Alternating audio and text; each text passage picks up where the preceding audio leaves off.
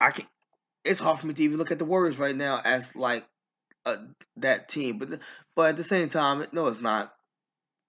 Steph is hurt, but they not they're not looking too good without Steph. They're not looking too good without Steph. They played the Clippers Tuesday night without Steph, and the game was in the third quarter. The game was pretty close, and then somehow by the fourth quarter, the Clippers just separate themselves away from the Warriors and never look back. You know, Jordan Poole. They keep trying to make Jordan Poole that next offensive guy, and I keep seeing evidence that Jordan Poole is just not that guy. It's just not. He looks like he is when he's playing with Steph and Clay, but it is what it is with Jordan Poole. He's the third best player on a championship team. The third. If you don't got Clay but you got Steph, you're all right. If you don't got Steph but you got Clay, you might lose a couple games. But if he was that guy, he could take up. He could take up when Steph is not there, like what Spencer Dinwiddie was doing for Dallas on some games when Luka couldn't play. He's not that guy on that level. He could play big minutes. He could put up big shots. He can give you 28 points like he did Tuesday night against the Clips.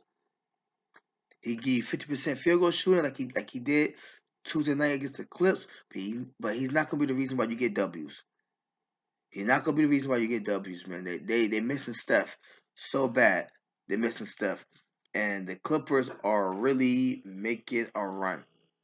Remember what I said? The Kings it's like third in the West, but they got 25 losses. The Clippers only got 28. Hell, the Warriors got 29. They're not that far from each other. Clippers can make a run and go deep in the standings. They sure can. Cause they looking healthy right now. They looking healthy. Kawhi Leonard played. He put up 34 minutes. Paul George put up 32 minutes. In 34 minutes, Kawhi got 33 points with 12 out of 17 shooting. You're going to win the game. When you got Kawhi put up 33 points, you got Paul George put up 20 with 50% shooting, and you got a couple of role players doing playing their roles. You're going to win the game, and you're going to win games, and you're going to go deep in the playoffs with that formula. If you got a player like Kawhi Leonard on your team, so now the Clippers are starting to look like what we expect the Clippers to look like all year long, and we didn't see it because they was hurt, and their game plans just didn't look like it was going to work. They look like they had bad game plans. It looked that way, you know. But um, but right now they looking pretty good. Right now they're looking pretty good.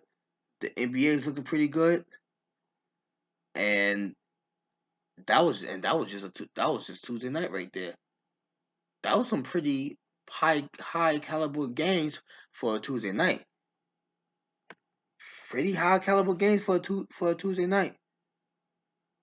You know, I'm really making me excited for Wednesday. Cause Wednesdays, Wednesday night we got Pelicans and Lakers. That's the type of games we get on Wednesday night. And even though both teams are struggling to stand this, that's still a a, a a high caliber game to watch.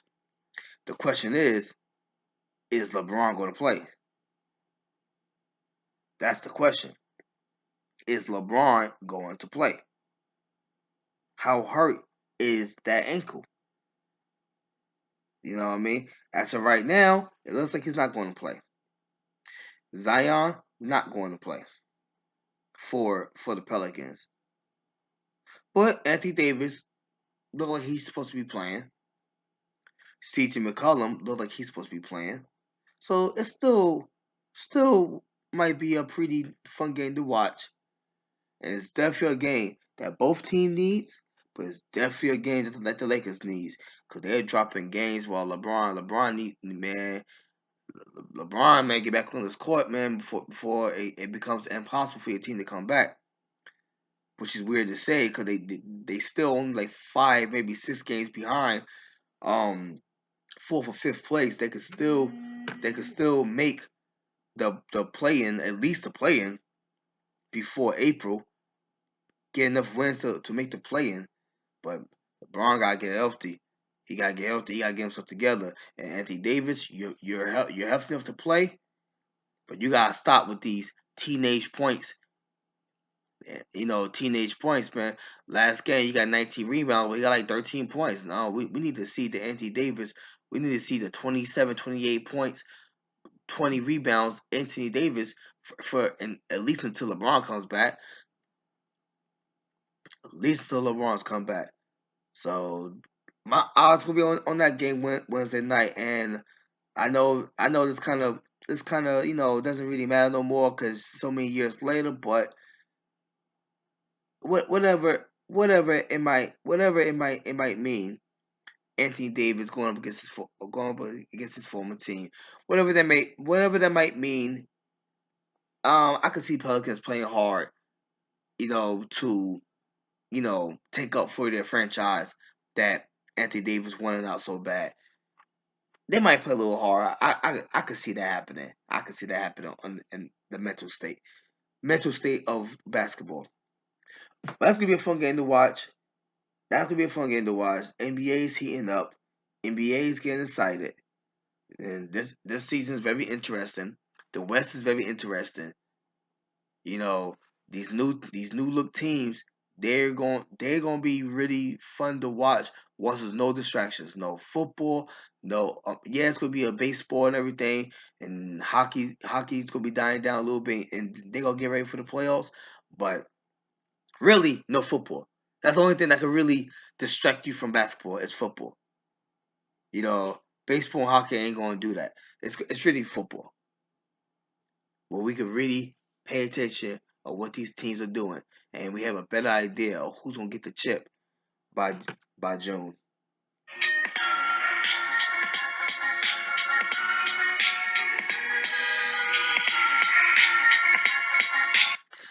So I already mentioned June, huh? Yeah, I mentioned June, but before we go to June, let's talk about February, and more particular this weekend, which is All Star Weekend. The All Star participants were announced, and then it was announced. We got the Kia Skills Challenge. Who we got? Who we got for that? Well, we got the Antetokounmpo brothers, Team Antetokounmpo, Giannis, Dallas, and Alex, all all on one team for the Skills Challenge, going up against Team Jazz, which is Jordan Clarkson, Walker Kessler, and Colin Sexton, and Team Rookies with Paulo Banchero, Jaden Ivey, and Jabari Smith Jr. I'm going with Team Rookies on that one. I think Team Rookies is going those young ladies is going to show their skills, and I don't know. I'm looking at you, Jabari Smith Jr. I think Jabari Smith Jr. might be the reason why Team Rookies is going to take that. The 3-point contest.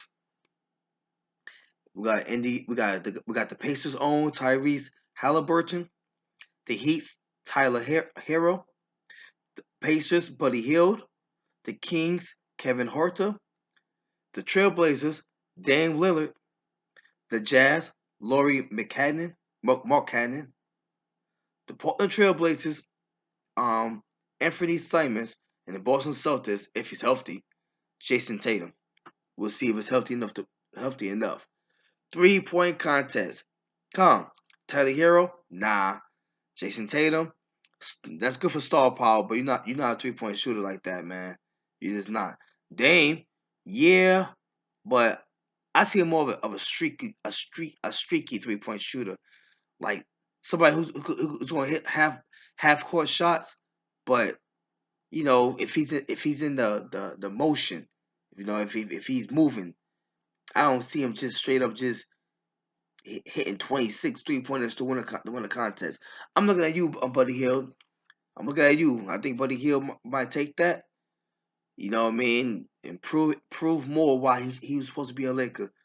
Not this year, but maybe last year or whenever whenever he's supposed to be a Laker, he was supposed to be a Laker. Now the dunking contest. Hopefully, because I've been saying for years now, the main event for All Star Weekend should be the 3-point contest. That became the more excited contest on Saturday. 3-point All Star Saturday. That became the more excited event. You know what I mean? I can understand why they hold on to the dunking contest. I can understand why, but they need to switch that and make that the co-main and make the 3-point contest the main. Especially now that the NBA really became a shooting league. 20 years ago, yeah, it was all about being above the rim. 20, 25, even 30 years ago, above the rim. Now we got Steph Curry shooting from the logo, Dame Lillard shooting from the logo. Hell, even Caitlin Clark and women's college basketball from Iowa University of Iowa, she's shooting from the logos. Man, I can't wait until she's in the WNBA. The Steph Curry of the WNBA. She will be. She's still in college. She will be next year, the Steph Curry of the WNBA. Even she's shooting from the logo. Right now, people want to see shooters. People don't want to see a bunch of people missing dunks for an hour or so. They want to see shooters. But this is still the main event this weekend, and hopefully it'll be entertaining to watch. Kenyon Martin Jr. for the Houston Rockets, Mac McClung for the 76ers, Trey Murphy III for the Pelicans, Jericho Sims for the New York Nets. I'm gonna keep it completely honest with y'all. I'm gonna keep it a buck with y'all. I never seen any of these 4 guys dunk the basketball. So I have no idea what they could do in a contest. Kenyon Martin Jr., I'm looking at you because of your dad. I think you learn. I think you learn. I think you learn thinking too from your dad. I think watching your dad probably taught you some things that you probably learned thinking too. And when you enter this tournament, I know you approach your dad and say, "Yo, dad, what kind of dunk should I do?" So I know you probably got some coaching from your dad too. So I'm looking at Kenyon Martin Jr. to take it this weekend, um, in the dunking contest. But the rest of those guys, I'm just gonna sit there and watch and see what y'all could do, cause I ain't see no highlights. I ain't see no games where y'all did some crazy dunks. Um, I mean, 2 of y'all I never heard of. Never heard of Matt McClung, and I'm a New York Knicks fan. I never heard of Jericho Sims. You know what I mean? So I don't know what y'all could do. So I'm just gonna sit back and watch. But K Martin, you my pick for that. And so that's also weekend. Getting ready for it, man. At the Vivid Arena in Salt Lake City, Utah. And oh man, I'm excited for All Star Weekend. Not only is it fun to watch, and we're gonna talk more about All Star Weekend, the All Star Game, and everything as the days go by this week. Not only is it fun to watch, like I say in yesterday's episode, it's the beginning of the NBA season when it gets real competitive, real storylines coming to light. No more rumors, no more drama. No one mentioning the forward of the Brooklyn Nets. No more mentioning his name because he's gonna become irrelevant by this part of the season. It's just about the final touches to make the playoffs or make the play in, and the final touches to make sure you holding up that trophy at in the month of June.